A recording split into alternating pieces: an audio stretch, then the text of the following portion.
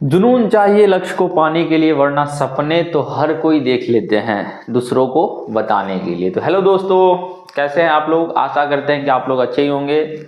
तो कैसे हैं? आशा करते हैं कि आप पिछले जो भी मैंने लेक्चर पढ़ाया है सभी को कवर कर लिए होंगे। ठीक है, तो आज के मैं इस नए लेक्चर में उसी सीरीज को आगे बढ़ाऊंगा और मैं आज नए टॉपिक के बारे में बताऊंगा। हालांकि टॉपिक वही रहेगा लेकिन उससे संबंधित नए फैक्ट के बारे में बताऊंगा। जहाँ तक मुझे याद है पिछले क्लास में मैंने दर्पण के बारे में पढ़ा रहा था। दर्पण में आपको मैं समतल दर्पण के बारे में पढ़ा रहा था, जिसमें मैंने समतल दर्पण से संबंधित लगभग 8-9 गुणधर्मों के बारे में चर्चा किए थे। तो आशा करते हैं कि आप लोग वो सभी गुणधर्म लिख लिए होंगे और याद कर लिए होंगे। सबसे बड़ी चीज़ होता है किसी चीज़ को जब आप पढ़ रहे हैं तो उस चीज़ को याद रखना सबसे बड़ी चीज़ होता है। पढ़ना बहुत बड़ी चीज़ नहीं होता है। पढ़ने के लिए तो बहुत सारे बच्चे पढ़ रहे हैं। आप लोग जैसे बोर्ड एग्जाम में शामिल हो रहे होंगे, जैसे शामिल होंगे जब 2025 में, तो आपके साथ लगभग 10-15 लाख के आसपास बच्चा शामिल होंगे। जो भी हो, हमको एग्जैक्ट डाटा पता नहीं है, लेकिन अप्रोक्स 10 लाख मान लीजिए।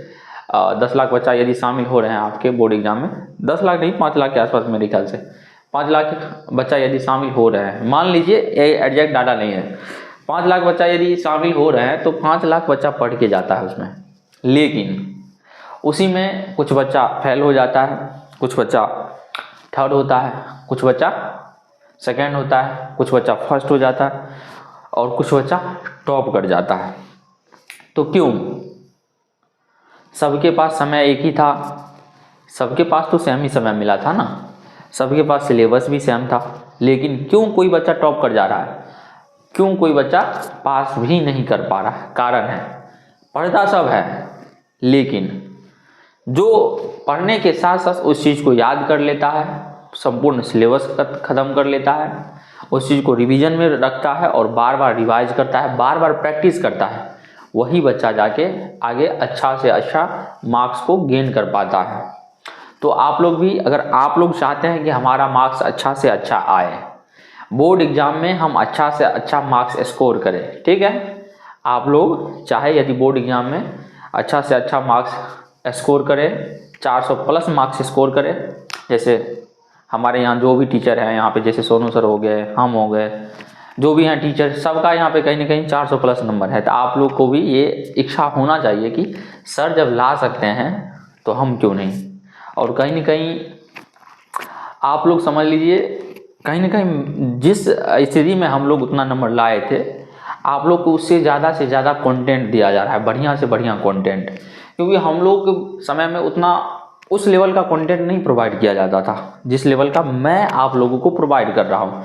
हमें पता है कि आपके एग्जाम में कहाँ से क्वेश्चन पूछा जा सकते हैं और क्या क्या क्वेश्चन पूछे जा सकते हैं, क्योंकि हम लोग का तैयारी उस लेवल का, उस टाइप का नहीं हो पाया था। लेकिन आप लोग श्योर रहिए, पहले से ही निश्चिंत रहिए कि आप लोगों को वो सारे कंटेंट प्रोवाइड किए जाएंगे जो आपके एग्जाम के दृष्टिकोण से बहुत सारे महत्वपूर्ण हैं, ठीक है। और हाँ, मैं तो स्पेशली आपको साइंस पढ़ा रहा हूँ और साइंस में मैं आपको इस बात के लिए पूर्णतः 100% गारंटी देना चाहूँगा कि आप लोग यदि हमारे क्लास को पूर्ण रूपेण देखते हैं तो आप लोग निश्चिंत रहिए। मैंने पिछले क्लास में भी चर्चा कर चुका था कि यदि जो बच्चा अभी बिल्कुल शून्य है, यानी शून्य कहने का मतलब बिल्कुल भी अभी 10th का तैयारी नहीं किया है, लेकिन यदि वह 2025 के एग्जाम में, बोर्ड एग्जाम में बैठने वाले हैं, तो उन लोगों के लिए भी हमारा वीडियो कैसे फ़ायदा करेगा, क्योंकि हम तमाम उन टॉपिक को पढ़ा रहे हैं जो आपके एग्जाम में पूछे जा चुके हैं, ठीक है, और जो पूछे जाने की संभावना है। और ऑब्जेक्टिव के दृष्टिकोण से मैं कई सारे नए नए फैक्ट भी पढ़ा रहा हूँ। आप लोग यदि पीछे का लेक्चर वॉच किए होंगे, पीछे का लेक्चर देखे होंगे, तो कहीं ना कहीं आप लोग दूसरे जगह पर यही चीज़ें अगर पढ़े होंगे, यही टॉपिक पढ़े होंगे, तो कहीं ना कहीं मेरे कंटेंट में और उस दूसरे जगह के कंटेंट में आपको अंतर जरूर दिख जाएगा। मैं ये नहीं कहूँगा कि मैं उस टीचर से अच्छा पढ़ा रहा हूँ या उस टीचर से जो भी है मेरा कंटेंट अच्छा है, लेकिन आप खुद इतना समझदार जरूर हैं कि आप लोग इन कंटेंट में अंतर जरूर कर पाइएगा। तो मेन चीज़ होता है कंटेंट, क्योंकि मार्केट में बुक बहुत सारे उपलब्ध हैं और कहीं ना कहीं प्रत्येक बुक अपने आप में महत्वपूर्ण है, लेकिन सबसे महत्वपूर्ण बुक होता है एनसीईआरटी का बुक। एनसीईआरटी का बुक इसलिए महत्वपूर्ण होता है क्योंकि आपके बोर्ड एग्जाम में जो भी क्वेश्चन पूछे जाते हैं, जो भी क्वेश्चन सेट किए जाते हैं, वे सभी एनसीईआरटी के लाइन बाय लाइन क्वेश्चन होते हैं। अधिकांश क्वेश्चन, अगर 100% क्वेश्चन पूछे जा रहे हैं बोर्ड एग्जाम में, उसे 100% क्वेश्चन पूछा ही जाता है, तो 100% क्वेश्चन में से 80 to 85% exact line to line उठा लिए जाते हैं एनसीईआरटी से। ठीक है, एनसीईआरटी के लाइन टू लाइन उठा लिए जाते हैं। हालांकि सभी क्वेश्चन उसी से रहते हैं, लेकिन एग्जैक्ट लाइन टू लाइन पूर्णतः लैंग्वेज बेस्ड क्वेश्चन, पूर्णतः जो क्वेश्चन एनसीईआरटी बुक में करवाया लास्ट में प्रश्नावली में दिया रहता है, वे सभी डिट्टो पूछ लिए जाते हैं। ठीक है, तो मैं पूर्णतः प्रयास कर रहा हूं कि आप लोग को एनसीईआरटी बेस्ड ही पढ़ाऊं। हालांकि मैं पढ़ाता हूं एनसीईआरटी बेस्ड ही पढ़ाता हूं, हालांकि एनसीईआरटी से कुछ अलग लेवल का ही पढ़ाता हूं। कहीं ना कहीं आप लोग जो बच्चे अगर एनसीईआरटी पढ़िएगा, हालांकि एनसीईआरटी थोड़ा उसका सब थोड़ा क्लिष्ट टाइप का होता है, हार्ड टाइप का होता है, इसलिए कोई भी टीचर उस बुक को पढ़ने के लिए प्रीफर नहीं करते हैं। लेकिन मैं आपको बता दे रहा हूँ, जो बच्चा एनसीईआरटी अगर नहीं पढ़ रहा है, तो मैं कहता हूँ, मैं दावा के साथ कह सकता हूँ कि वो बच्चा कभी भी 100 में 100 मार्क्स नहीं ला सकता। वैसे तो साइंस में 80 का एग्जाम होता है और 20 का होता है प्रैक्टिकल। 100 में 100 कहने का मतलब है कि 80 में 80 मार्क्स वह नहीं ला पाएगा, क्योंकि एनसीईआरटी कुछ क्वेश्चन एग्जाम में ऐसे पूछ लिए जाते हैं जो आपको एनसीईआरटी में मिलेगा लेकिन अदर बुक में नहीं मिलेगा। तो वही क्वेश्चन को कवर करने के लिए आपको एनसीईआरटी पढ़ना ही पड़ेगा। और कोई भी बुक यदि आपके मार्केट में उपलब्ध है तो उसका बेसिक बुक, उसका बेस लेवल एनसीईआरटी ही है। पहले एनसीईआरटी है, उसके बाद ही कोई सारा बुक है। ठीक है, तो मैं आशा करता हूं कि आप लोग कहीं ना कहीं हमारे पीछे, हम पीछे जो भी लेक्चर को पढ़ा चुके हैं उस सभी को आप लोग ज़रूर देखे होंगे। और सिर्फ देखे ही नहीं होंगे, देखना महत्वपूर्ण नहीं होता है, मैं आपको बार बार कह रहा हूँ, देखना बिल्कुल भी महत्वपूर्ण नहीं होता है। देखने के लिए एग्जाम हॉल में बहुत सारे जितने भी बच्चे बैठते हैं, कहीं ना कहीं सब वो क्लास करके ही आते हैं। क्लास करने का मतलब सब वो रेगुलर क्लास जाते हैं, लेकिन उसी में किसी का ज़्यादा नंबर आ जाता है, किसी का कम नंबर आ जाता है, कोई यहाँ तक कि फेल हो जाते हैं, कोई पास हो जाते हैं। तो आप लोग को मेन चीज़ होता है कि जो चीज़ आप पढ़ रहे हैं उस चीज़ को कितना आप यहाँ पे ला रहे हैं। यहाँ पे लाने का मतलब है कि यहाँ आप उसको कितना स्मरण में रख रहे हैं। ठीक है, आप उसको कितना याद कर पा रहे हैं। याद जो कीजिएगा वही आपके एग्जाम हॉल में काम आएगा, नहीं तो वही होगा, एग्जाम हॉल में जाइएगा, बगल वाला डेस्क कीजिएगा, देख के लिखिएगा, या वही आप किसी दूसरे का मुंह देखिएगा, दूसरा आपका मुंह देखेगा। तो उन सब चीज़ों से आप लोग बच सकते हैं। अभी समय है, अभी 3 मंथ समय है, 3 मंथ अप्रॉक्स समय है। 3 मंथ में आप लोग ज़्यादा से ज़्यादा तैयारी कर सकते हैं। कैसे? तो आप लोग हमसे जुड़ के, और साइंस जो भी हमारे चैनल से जुड़िए, कैप्टन K2 एकेडमी, जो आपको बोर्ड एग्जाम 2025 में जो भी बच्चे शामिल होंगे उनके लिए पूर्णतः एक वरदान का काम करेगा यह चैनल। क्योंकि इस चैनल पर सभी सब्जेक्ट करने का मतलब, साइंस तो मैं अभी पढ़ा ही रहा हूँ, साइंस में अभी फिजिक्स पढ़ा रहा हूँ फिलहाल, और सोनू सर मैथ पढ़ा रहे हैं, और रहा 3 सब्जेक्ट। वैसे इंग्लिश देखा जाएगा बाद में, अगर ऐसा संभव हो तो इंग्लिश भी पढ़ा दिया जाएगा, लेकिन इंग्लिश उतना अभी महत्वपूर्ण नहीं है। इंग्लिश आपको जब पढ़ना था जिस समय में बोर्ड एग्जाम के लिए 2025 के लिए, उस समय आप लोग पढ़े नहीं हैं, लेकिन अभी समय कम है, इसलिए मैं कोशिश करूँगा कि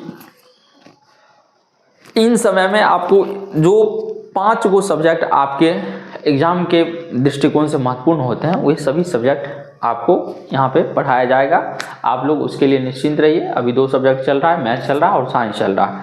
मैथ में भी ब्रिलियंट टीचर हैं, और साइंस में तो आप लोग पढ़े होंगे हमसे, तो आपको खैर पता चल ही गया होगा कि मैं क्या पढ़ा रहा हूँ। ठीक है, सभी टीचर यहाँ का क्वालिटी बेस्ड एजुकेशन के साथ आए हुए हैं। ठीक है, तो फिर चलते हैं आज के इस नए लेक्चर में, जहाँ पे मैं आपको समतल दर्पण से संबंधित ही कुछ फैक्ट बतलाऊंगा। फैक्ट कहने का मतलब है कि आपके बोर्ड एग्जाम में पूछ लिए जाते हैं कि समतल दर्पण के, सबसे पहले समतल दर्पण क्या है, ऐसे पूछ लिए जाते हैं। ऑब्जेक्टिव में भी पूछ लिए जाते हैं, समतल दर्पण से संबंधित गुण पूछ लिए जाते हैं ऑब्जेक्टिव में। तो मैंने उस समतल दर्पण से संबंधित गुण को भी लिखा दिया हूँ बाकायदा, कि मैं विस्तार पूर्वक लिखाया हूँ। उतना डीपली और उतना एक क्रम वाइज तरीके से आपको कहीं कोई नहीं लिखा पाएगा। ठीक है, ये नहीं कहता हूँ कोई नहीं लिखाने का मतलब है कि वैसा कंटेंट आपको 10th लेवल तक नहीं मिलेगा, ठीक है। तो आशा करते हैं कि आप लोग वे सभी कवर कर लिए होंगे, याद कर लिए होंगे, अपने नोटबुक में नोट कर लिए होंगे। और हाँ, स्क्रीनशॉट आप लोग, मैं कहता हूँ बार बार कि स्क्रीनशॉट मार लीजिए, तो आप लोग ज़रूर स्क्रीनशॉट मार लेते होंगे, लेकिन स्क्रीनशॉट मारना महत्वपूर्ण नहीं है। स्क्रीनशॉट मारना महत्वपूर्ण नहीं है। आप लोग उस चीज़ को पूरे इत्मीनान से अपने नोट्स में, नोटबुक में नोट कीजिए और उसको स्मरण में रखिए, ठीक है। बार बार रिवाइज कीजिए, याद कीजिए, ताकि वही चीज़ें आपके बोर्ड एग्जाम में काम आएगा। और मैं कहता हूँ नोटबुक क्यों ज़रूरी है। कहिएगा सर अभी समय बहुत कम है, कितना बच्चा के दिमाग में ये भी होगा कि सर अभी समय बहुत कम है, मैं स्क्रीनशॉट मार के रख लेता हूँ। बाबू स्क्रीनशॉट में ही रह जाता है, उस चीज़ को आप कवर नहीं कर पाइएगा। और हाँ, आप चाहिएगा, अभी बहुत ऐसे बच्चे हैं, हालांकि हमारे समय में भी हम लोग, मेरा रूममेट में ही ऐसा था, एग्ज़ाम देने के लिए जब गए थे तो वो सिर्फ सारा जो भी बुक है 10th का सारा के सारा बुक लेकर ही एग्ज़ाम हॉल में पहुंच गया था। हालांकि उनका भी अच्छा खासा नंबर है, लेकिन वो सारा के सारा बुक लेकर एग्ज़ाम हॉल में पहुंच गया था। तो एग्ज़ाम हॉल में क्या होता है कि एग्ज़ाम के समय में आपको कम समय मिलता है तैयारी करने के लिए, क्योंकि मान लीजिए आज यदि हम हिंदी का एग्ज़ाम दिए तो कल हमको इंग्लिश का या कोई अदर सब्जेक्ट का देना होता है, यानी हमारे पास बहुत कम समय मिलता है उस चीज़ को रिवाइज करने के लिए। पूरा बुक तो हम पढ़ नहीं सकते हैं एक दिन में, पूरा बुक तो हम पढ़ नहीं सकते हैं। वैसे भी एग्ज़ाम के समय आपको फ्री माइंड के साथ रहना चाहिए। कैसे रह पाइएगा, तो आपके पास एक लिमिट सोर्स होना चाहिए पढ़ने का। लिमिट सोर्स करने का मतलब आप अपना से एक खुद नोट्स अभी बनाइए। अभी वैसे हालांकि नोट्स बनाने का समय नहीं है, लेकिन नोट्स आप अपना से मत बनाइए, हम जो लिखा रहे हैं उसी का नोट्स बनाइए।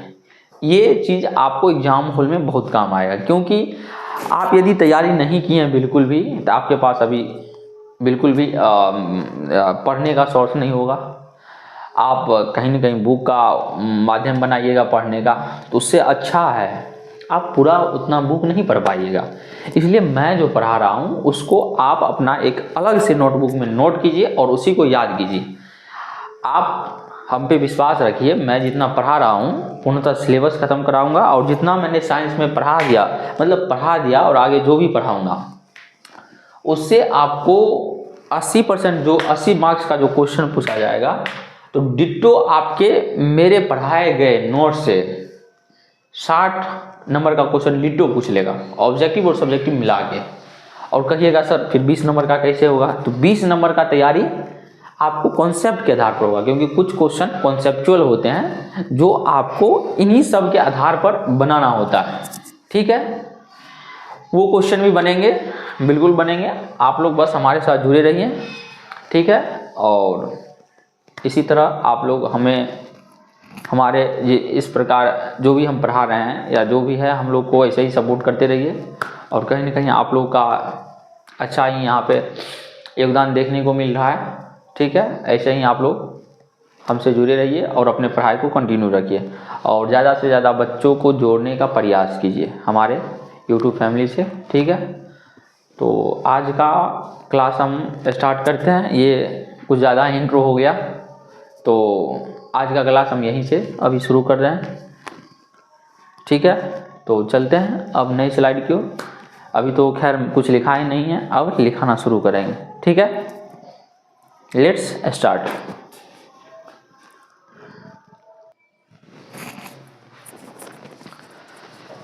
मैंने यहाँ पे समतल दर्पण का उपयोग के बारे में चर्चा किया है, तो आप लोग पहले इसको देख लीजिए, ठीक है। तो समतल दर्पण का पहला उपयोग मैंने लिखा है, तो समतल दर्पण का उपयोग हमारे दैनिक जीवन में चेहरा देखने वाले दर्पण के रूप में किया जाता है।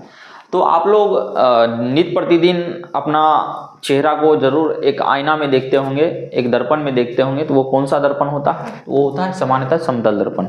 इसलिए कहा जाता है समतल दर्पण का उपयोग हमारे दैनिक जीवन में है। कैसे है, तो फेस देखने वाले दर्पण के रूप में है। जैसे और भी जगह पे आप लोग इस दर्पण का उपयोग देखते होंगे, जैसे कि ड्रेसिंग टेबल हो गया, ड्रेसिंग टेबल में आपको समतल दर्पण का उपयोग दिखेगा। सैलून में दिखेगा आपको समतल दर्पण का उपयोग, सैलून में दिखेगा।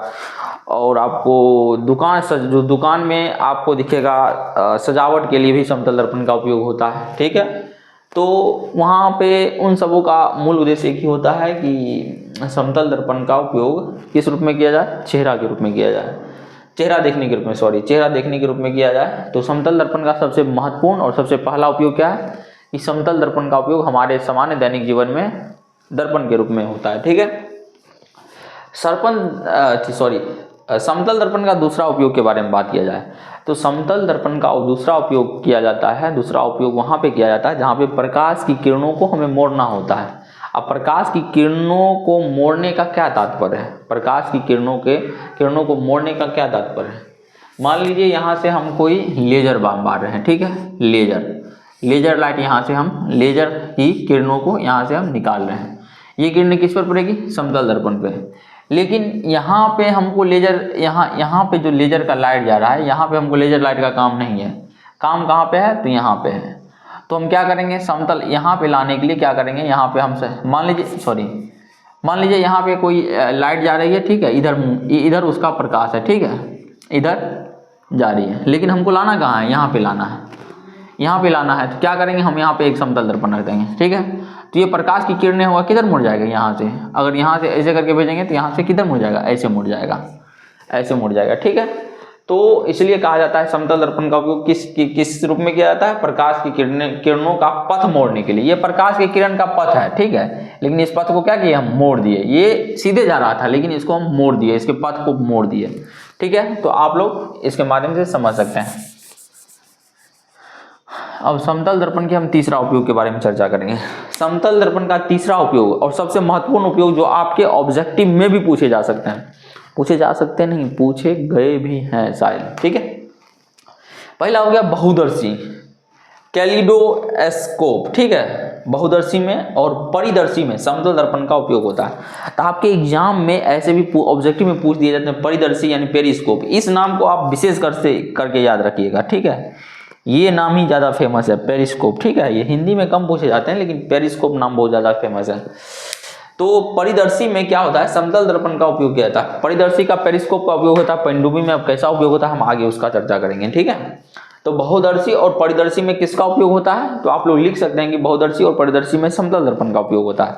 देखिए, मैं इस टॉपिक को पढ़ाने का मेरा एक ही उद्देश्य है, आपके एग्जाम में दर्पण के उपयोग के बारे में पूछ लिए जाते हैं। तो दर्पण के किन किन दर्पणों के उपयोग के बारे में पूछ लिए जाते हैं, तो समतल दर्पण के उपयोग के बारे में पूछ लिए जाते हैं, अवतल दर्पण के उपयोग के बारे में पूछ लिए जाते हैं और उत्तल दर्पण के उपयोग के बारे में पूछ लिए जाते हैं। ये तीनों दर्पण महत्वपूर्ण है, आपके एग्जाम के दृष्टिकोण से सबसे महत्वपूर्ण है ये तीनों दर्पण, ठीक है।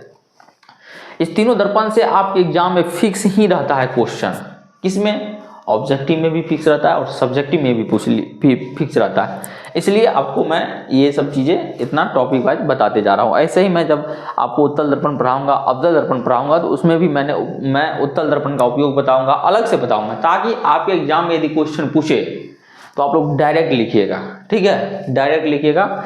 ये 3 लाइन लिख लीजिएगा। हालांकि 2 नंबर का ही क्वेश्चन पूछेगा कि समतल, वैसे 5 नंबर का पूछ सकता है, कैसे पूछेगा, तो समतल दर्पण, अवतल दर्पण और उत्तल दर्पण का बारे में चर्चा करें, वो इसका उपयोग उदाहरण के माध्यम से समझाएं या उसका अनुप्रयोग लिखें। तो उन सब के बारे में मैं समतल दर्पण के बारे में पहले लिखा दिया हूं, तो पहले आप उसको लिख दीजिएगा, उसके बाद उसका उपयोग लिख दीजिएगा। फिर मैं अवतल दर्पण, उत्तल दर्पण के बारे में जब पढ़ाऊंगा तो उसको आप लिख दीजिएगा, उसके बाद उसका उपयोग लिख दीजिएगा। तो आपको कहीं से भी एक भी नंबर नहीं कटेगा, ठीक। और सामान्यतः ये 2 नंबर में पूछेगा आपको, ठीक है, और ऑब्जेक्टिव में तो 2 नंबर में पूछेगा, सामान्यतः 2 नंबर में पूछ रहा है, 3 लाइन लिख लीजिएगा, वही काफ़ी है, आपको एक भी नंबर नहीं कटेगा, ठीक है। लेकिन साफ साफ अक्षर में लिखा रहना चाहिए, ठीक है। तो आप लोग अपना राइटिंग पर भी जरूर अभी ध्यान दीजिएगा, लिखने का प्रैक्टिस कीजिए, ताकि एग्जामिनेशन के टाइम में आपको सहूलियत हो लिखने में, ठीक है। नहीं तो क्या होता है कि आप लोग अभी लिखिएगा नहीं, जब एग्जाम देने जाइएगा तब आपके पास कम समय में ज़्यादा से ज़्यादा लिखना होता है, तो चीज़ क्या होगा, उस वक्त आपका हाथ दर्द करने लगेगा, लिखने का तनिक भी मन नहीं करेगा, ठीक है। तो आप लोग अभी से ही अगर लिखने का प्रयास कीजिएगा तो उस वक्त आप लोगों के लिए बहुत ही ज़्यादा फायदा रहेगा, ठीक है। तो चलते हैं अब नए टॉपिक की ओर। पहले मैं आगे दूसरे स्लाइड में बहुदर्शी और परिदर्शी के बारे में बता दूंगा, ठीक है, क्या होता है, ठीक है। तो इसका आप स्क्रीनशॉट लीजिए या नोट कीजिए।